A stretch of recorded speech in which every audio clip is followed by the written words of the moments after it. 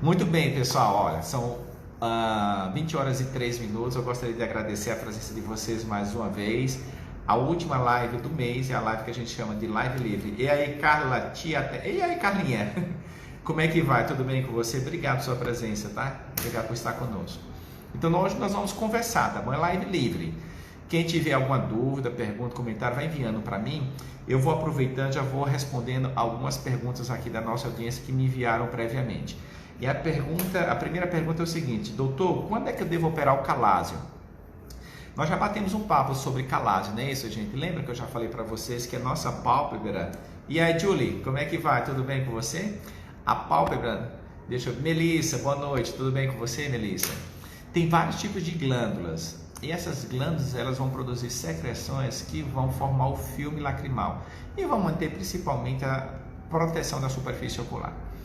Existe um tipo específico de glândula, tudo bom, Bruno? Que se chama glândulas de Meibomius, tá bom? Que elas ficam numa posição perpendicular na pálpebra. E a função da glândula de Meibomius é produzir a parte gordurosa do filme lacrimal. E na borda da pálpebra existem também muitas bactérias, principalmente os Staphylococcus aureus. E essas bactérias, por sua vez, podem causar inflamação da glândula. O que é que acontece?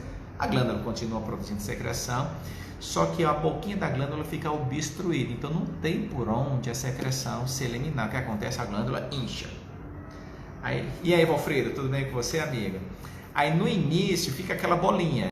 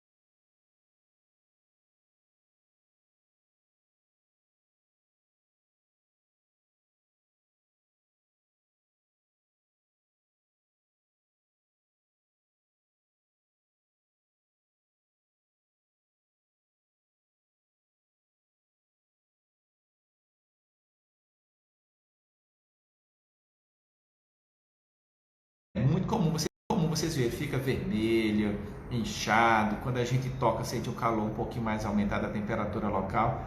E aí SD, damas, tudo bem com você? E em seguida fica dolorido. Isso aí é o famoso T-sol, que a gente chama de ordel, tá bom? É inflamação aguda das glândulas de meibômios. Aí o que a gente faz? Temperatura local, faz massagem, expressão da glândula e tem que usar medicação, associação de antibiótico com corticoide, né? O antibiótico para evitar a infecção e o corticoide para diminuir a inflamação. Boa noite, tudo bem com você, damas?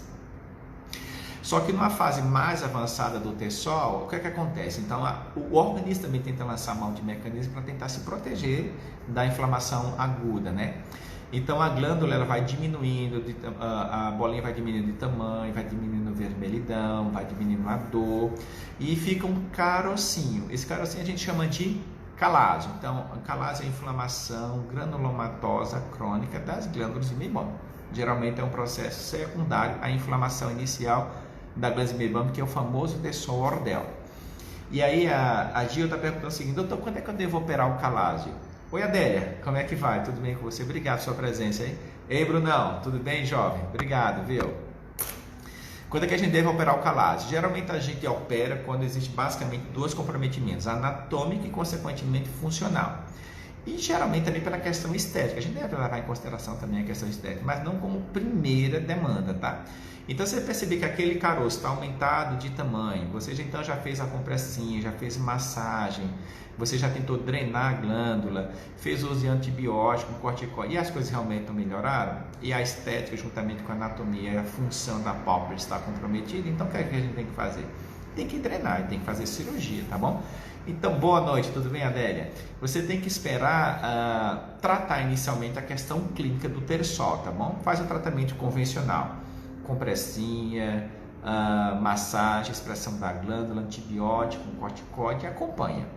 E aí, Lucas, como é que vai? Tudo bem? Obrigado pela sua presença. Não melhorou? Faz acompanhamento do seu médico. Vamos pensar em pelo menos entre 2 e 4 semanas no máximo, até tomar a decisão se vale a pena então fazer uma cirurgia ou não. Ainda existe a opção de você fazer uma injeção de corticoide nessa lesão. E muitas vezes ela tem uma resposta bem satisfatória. E se por acaso a injeção de corticoide não funcionar dentro da bolinha, dentro do ordelo, do T-sol, né? Então a próxima etapa seria realmente a drenagem, tá bom? Muito bem, vamos seguir em frente, que a gente tem um monte de perguntinha.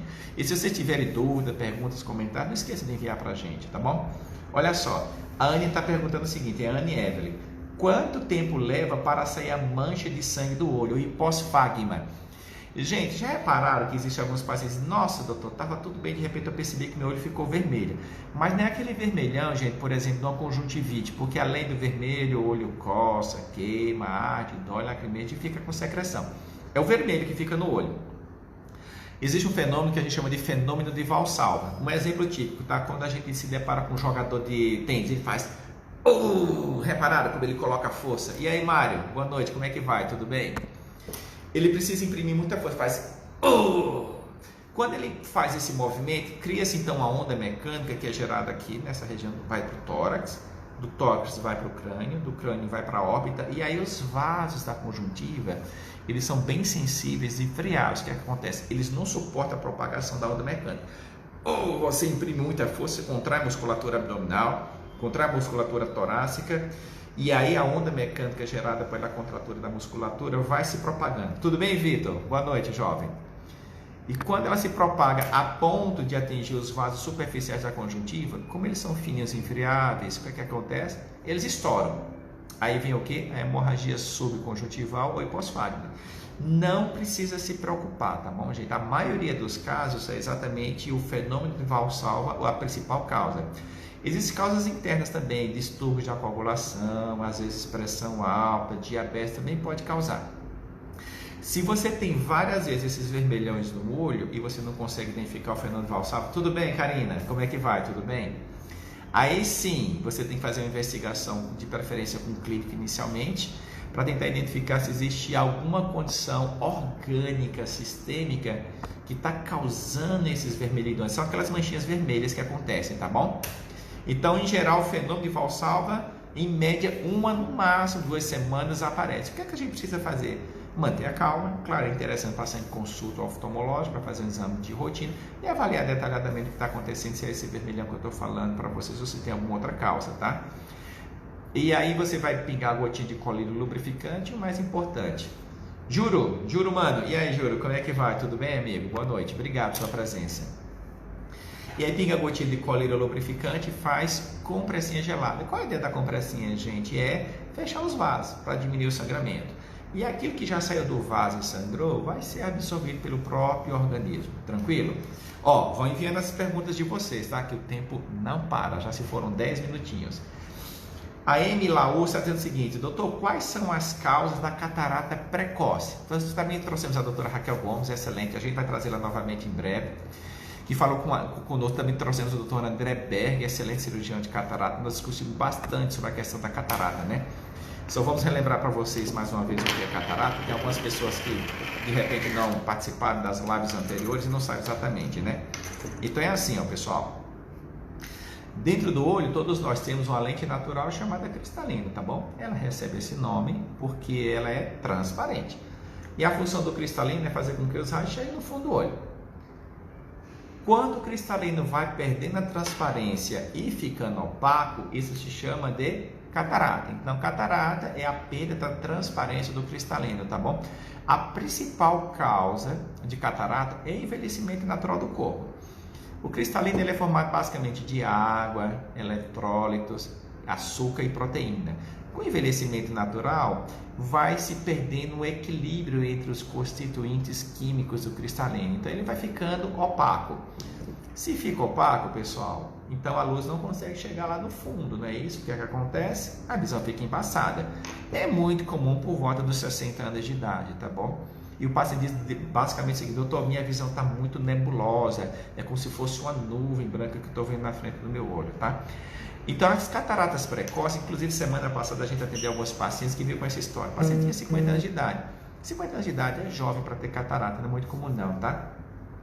Só interrompendo aqui um pouquinho, o Juro manda disse o seguinte: doutor, minha mãe tem cirurgia de catarata nos 2 olhos, porém voltou a ter vista embaçada. Chegou até a pegar ônibus errado. O oftalmo disse que precisa limpar a lente. Como ter certeza se é isso? Eu vou te explicar então. Eu vou te responder essa pergunta, tá bom? Então, assim, como eu falei, alguns dias atrás a gente atendeu algum paciente com 50 anos de idade. E aí a gente conversando com o paciente: aí, como é que vai? Tudo bem? Tudo bem? Então, doutor, estou com a vista embaçada, tá?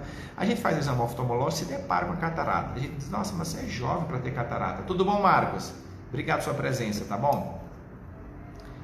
E aí o paciente, nesse caso, ele teve um problema reumatológico, ele precisou usar muito corticoide, tá? Então, assim, uma das principais causas de catarata mais precoce são as doenças sistêmicas, ou doenças infecciosas, ou uso de medicação. E além disso, tem as questões traumáticas. Tudo bom, Melissa? Como é que vai? Obrigado pela sua presença. Eu já vou responder, viu, Juro? O Juro, mano. E aí o indivíduo está com catarata. E o que é que a gente tem que fazer? É como se fosse uma cirurgia normal de um paciente com um pouquinho mais de idade. Claro que a gente sempre, antes de fazer a cirurgia de catarata, pede uma avaliação anestésica pré-operatória. Precisa passar com um colega anestesista ou cardiologista exatamente para fazer uma avaliação mais detalhada da saúde do corpo como um todo. Porque, por exemplo, se você tem uma doença sistêmica ativa, principalmente as doenças reumatológicas, é interessante sim você fazer parceria com um colega reumatologista para primeiro, pelo menos, tentar equilibrar ou controlar um pouquinho mais a doença sistêmica, porque quando ela está ativa, ela pode ter influência sobre o olho em vários aspectos. Pode dar uveíte, pode causar olho seco, viu? Uma solicitação para já daqui a pouquinho, viu, Márcio? Eu dou ok para você entrar ao vivo aí com a gente. E é interessante a gente fazer essa parceria. Oi, Olinda, boa noite, como é que vai? Tudo bem? Então, assim, doenças infecciosas, Fúria, como é que vai? Tudo bem? Obrigado pela sua presença, tá? Doenças infecciosas, doenças inflamatórias, o uso de medicação, principalmente corticoide, diabetes, traumas, pode causar uma catarata mais precoce. Então é bom a gente fazer uma avaliação sistêmica detalhada do paciente, fazer um acompanhamento de perto e ver se é necessário ou não primeiro controlar as doenças sistêmicas. Você já pode encarar a cirurgia de catarata, tudo bem? Agora vamos lá, o Juro, é o seguinte: Recapitulando, então, o indivíduo está com catarata. O único tratamento de catarata, pessoal, é cirurgia. Não existe tratamento clínico, não existe medicação, não existe colírio, não existe óculos, nada. A única coisa que resolve catarata, o que é cirurgia. O que é que a gente faz? A gente precisa remover a catarata e implantar uma lente dentro do olho. Porque a lente natural, cristalina natural, ele tem uma quantidade de grau que é importante para a gente chegar. Se a gente então remove, precisamos colocar alguma coisa no lugar. No fundo é mais ou menos o seguinte, é como se o óculos que está fora do olho, a gente colocasse então, ó, dentro do olho, tá bom? Só que o que acontece? Essa lente que a gente coloca dentro do olho, ela se comporta como um corpo estranho. E é natural que nossas células de defesa identifiquem aquilo como estranho. O que acontece? Então, algumas células de defesa, elas migram até essa região, entram em contato então com a lente intraocular, que é um corpo estranho. E as nossas células de defesa tentam nos proteger. O que acontece? Acaba formando uma sujeirinha, literalmente, tá? Forma uma sujeirinha, como se fosse um acúmulo de células aqui nessa região e a lente fica opaca. O que a gente precisa fazer? Uma limpeza com laser, tá bom? É um procedimento seguro, eficaz, rápido, em ambiente ambulatorial. É bem rapidinho, tá? Aproximadamente 1 minutinho por olho, mais ou menos. Então, a gente pinga a gotinha de colírio para dilatar a pupila e aí a gente aplica o laser para fazer a limpeza. Em geral, uma única vez é suficiente e o paciente volta a enxergar de maneira bem satisfatória, tá bom? Então é isso aí, tá bom? Vai precisar sim fazer a limpezinha e essa limpezinha a gente geralmente pode acontecer em pacientes de maneira mais precoce, 6 meses após a cirurgia. Tem alguns outros pacientes que só manifestam esse desconforto de visão embaçada associada com a sujeira da lente um tempo maior, às vezes 1 ano, às vezes um pouquinho mais. Mas isso é comum, pode acontecer. E uma vez acontecendo, o tratamento realmente é a limpezinha, tá bom? Com o laser. Muito bem. Vamos continuar seguindo em frente. E aí, Joelma, boa noite. Como é que vai? Tudo bem com você? Nossa, tem um monte de gente que quer... Como é que eu faço para conversar com vocês todos? Eu não sei se eu consigo conversar com todo mundo, Ju. É como saber que necessita limpar e que não é um problema de visão resolvido. Aí sim, aí tem que ser na consulta, tá bom? O Júlio está perguntando o seguinte, doutor, então como é que eu sei que a questão não é apenas a limpeza da lente com laser, se tem alguma coisa também associada com grau? É no exame oftalmológico. Então fez a cirurgia de catarata, estava tudo bem, começou a embaçar, pode ter relação com algum grau residual, isso é verdade, ou pode ter associação também somente com a sujeira da lente que precisa ser limpada com laser, ou pode ser com as duas coisas. Então, se for sujeirinha com lente, vai fazer a limpeza com laser. Se for grau, vai ter que prescrever um óculos pelo menos no primeiro momento, e existe a possibilidade, se for grau, tá? De tentar corrigir o grau aplicando laser na córnea, fazendo cirurgia refrativa na córnea, tá bom? Então é a consulta oftalmológica, tá bom, Juro? Que vai nos dar a capacidade da gente identificar se é grau ou se é só sujeira, tá bom? Só um tiquinho que eu já vou chamar vocês, deixa eu ver. Não, só 8h18. Deixa eu perguntar, deixa eu responder mais algumas perguntas aqui e aí a gente vai entrando ao vivo com alguns de vocês. Deixa eu ver o que, é que eu tenho mais de pergunta. Olha só. Eu vou tentar ser mais rápido e chamar o pessoal ao vivo, tá bom? A Melissa fez o seguinte, olá doutor, poderia falar um pouquinho sobre hidrópsia? Pois eu estou há 1 mês fazendo uso de colírio, não melhorou, tudo bem. É o seguinte, a hidrópsia, perfeito, entendi, o ideal é examinar antes de limpar a lente. Exato, juro, faça em consulta com o seu médico oftalmologista, pede para fazer um exame de rotina, para ver. E aí, Lubo, tudo bem com você? Boa noite. Faz o exame de rotina para identificar se o problema é somente sujeirinha, se for sujeirinha limpa, se for grau, já resolve também o problema. Mas tem que passar em consulta, tá bom? Vocês lembram, pessoal, que no mês 6 nós falamos sobre junho violeta? Conscientização e prevenção contra o ceratocone. O que é ceratocone, tá bom? Então, a parte mais anterior do olho se chama córnea, tá bom? Existe uma condição que a gente chama de ceratocone. A córnea vai ficando pontuda, barriguda, afinada, isso gera astigmatismo irregular e baixa de visão, tá bom? Isso é uma doença de origem genética e existe uma discussão se tem um componente inflamatório ou não. Provavelmente sim. Então, assim, a córnea ela tem várias camadas, tá bom? E a camada mais interna da córnea se chama endotélio e DCM. E a córnea, junto com a íris, forma uma câmera dentro do olho, tá bom? Existe uma câmerazinha aqui dentro que é preenchida por líquido. Com a doença, o que é que acontece? Existe uma diminuição da força entre as estruturas que formam a parte mais posterior da córnea, que seria a DCM. Então, o líquido que está aqui dentro da câmera, ele acaba entrando na córnea.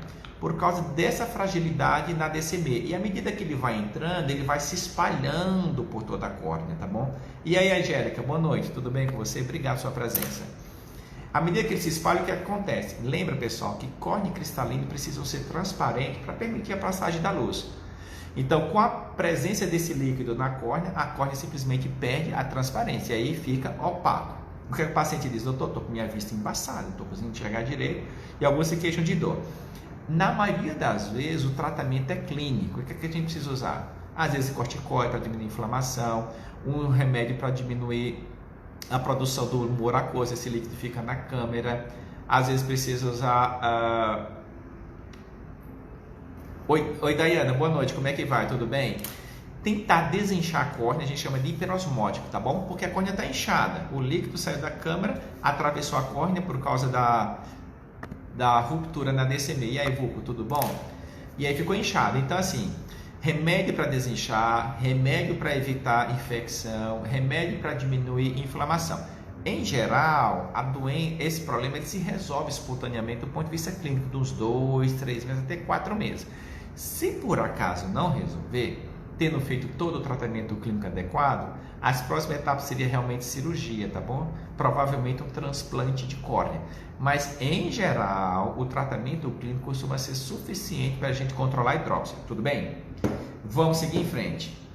O Mancini está perguntando, doutor, posso lavar os olhos com soro fisiológico? Pessoal, aquele sorinho fisiológico em forma de flaconeta, aqueles pequenos, você pode utilizar porque, em geral, eles são estéreis. Agora, aqueles grandões assim, não é aconselhável a gente usar, tá bom? Porque nem sempre eles são estéreis o suficiente, a concentração que eles se encontram ali à disposição acaba irritando o olho. Então, assim, o do flaconete, se for necessário, você pode até usar. Mas aqueles tubão grandão não é aconselhável a gente utilizar não, combinado? E aqui mais uma pergunta de catarata, tá? O Produzeis Insumos diz o seguinte, catarata é melhor operar no começo ou esperar amadurecer? E aí, Melissa, de nada, viu, Melissa? Prazer poder te responder. Novamente a questão da catarata. Olha só, no passado existia essa discussão de esperar a catarata amadurecer. Porque a tecnologia que a gente tinha disponível na época, de nada, juro, estou tranquilo. As lentes intraoculares que a gente tinha na época, as medicações que a gente tinha na época, era bem inferior às que nós temos hoje em dia, tá bom? Então, assim, na minha opinião, e eu acho que de alguns colegas que trabalham muito com o segmento anterior, não é mais necessária essa história da gente esperar a catarata amadurecer para a gente fazer a cirurgia, tá? O critério mais importante é sempre qualidade de vida. Então, se o paciente tem por volta de 60 anos de idade, tudo bom, Leandro? Boa noite. O indivíduo tem 60 anos de idade, tá? Mas ele está com dificuldade para enxergar. E aí a gente examina o paciente e detecta que o problema dele é catarata. Não precisa esperar amadurecer a catarata, tá bom? Você vai lá e faz a cirurgia de catarata. Então, o critério é qualidade de vida. Claro que a gente tem que eleger umas idades mínimas, né? Ficar operando catarata muito precocemente não é aconselhável. Mas por volta dos 60 anos de idade, mesmo que ela não esteja madura, mais uma vez ela estando presente e comprometendo a qualidade de vida do paciente, sim, dá para fazer cirurgia de catarata. A Juliana está perguntando, quem tem ceratocone não pode usar lente de contato gelatinosa? Pode usar lente de contato gelatinosa. Mais uma vez, uma pergunta sobre ceratocone. Lembra que eu acabei de falar que a córnea fica pontuda, barriguda, afinada, isso gera astigmatismo irregular, ou seja, fica com dificuldade para enxergar. Existem diferentes tipos de lente. Uma das lentes bem legais são as lentes mais rígidas mesmo, as mais durinhas, que ela acaba conseguindo compensar um pouco melhor essa irregularidade aquosa.